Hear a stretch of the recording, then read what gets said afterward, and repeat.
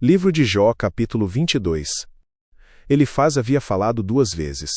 Na primeira vez, havia insinuado. Na segunda vez, havia acusado com mais dureza. Mas sempre havia deixado uma saída, uma possibilidade de que Jó não fosse tão culpado quanto parecia. Agora, no terceiro e último discurso, essa saída fechou. Elifaz chegou com uma lista, com crimes específicos, com nomes de vítimas, com evidências fabricadas pela necessidade de estar certo. Elifaz abriu com uma pergunta que soava filosófica, mas tinha dentes. Será que uma pessoa, por mais sábia que seja, poderia ser útil para Deus? Será que interessa ao Todo-Poderoso que você seja honesto? Que lucro tem ele se você é correto em todas as coisas? Era um argumento sofisticado. Deus não precisa da sua integridade.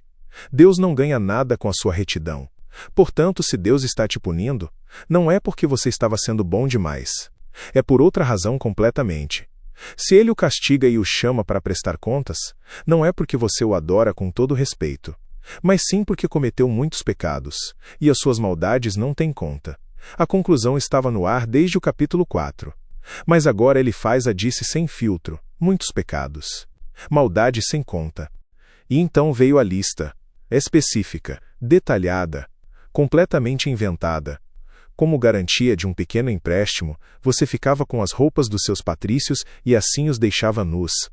Você não dava água para as pessoas cansadas, nem comida aos que tinham fome. Você usou a sua posição e o seu poder para se tornar o dono da terra. Você roubou e maltratou os órfãos, e nunca ajudou as viúvas. 4 acusações. 4 crimes específicos. E o leitor que chegou até aqui sabe que são todas mentira. O texto de Jó 1 havia dito que ele era bom e honesto, temia a Deus e procurava não fazer nada que fosse errado.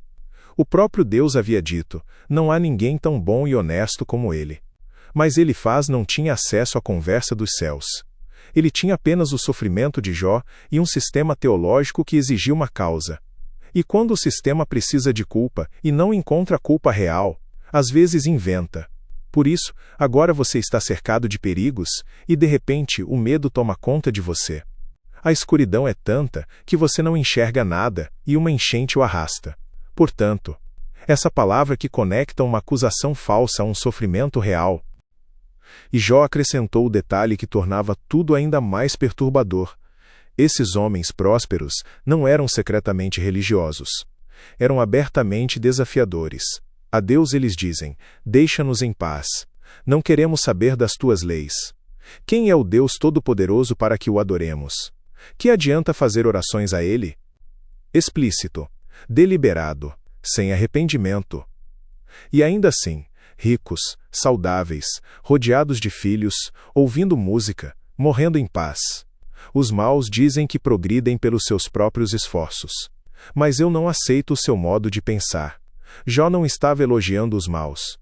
Estava descrevendo a realidade que os amigos recusavam enxergar. A realidade que tornava a teologia deles impossível de sustentar. Mas então, como sempre, Elifaz terminou com uma promessa. A mais bela de todas as promessas que havia feito. E dessa vez, ironicamente, mais próxima da verdade do que ele sabia. Jó, faça as pazes com Deus, deixe de tratá-lo como inimigo, e assim ele dará a você tudo o que há de bom. Deixe que Deus o ensine, e guarde as palavras dele no seu coração.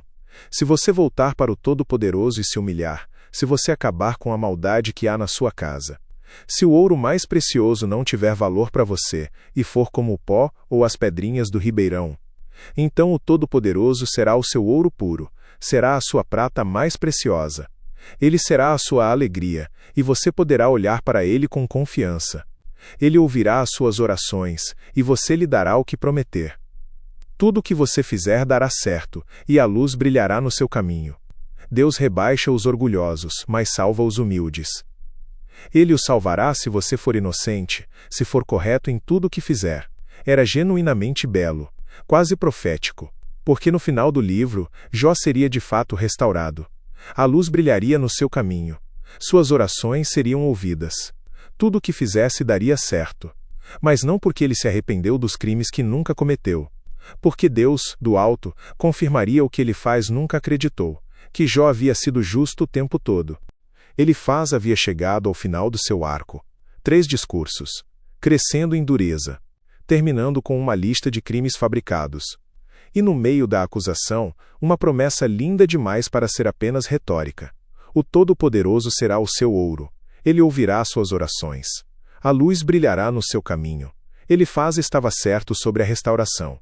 Estava errado sobre a razão. Não seria o arrependimento de Jó que traria a luz de volta.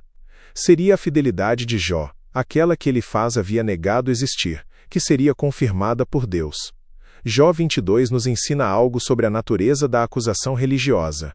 Ela raramente vem de má fé pura. Vem de um sistema teológico que precisa de culpa, para se manter coerente. Elifaz amava Deus. Amava a ordem. Amava a justiça.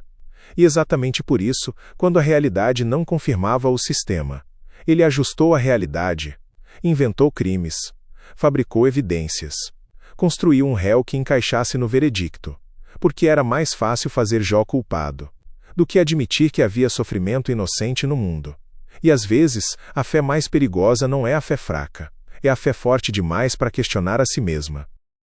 Creia, Jesus te ama e Ele vive.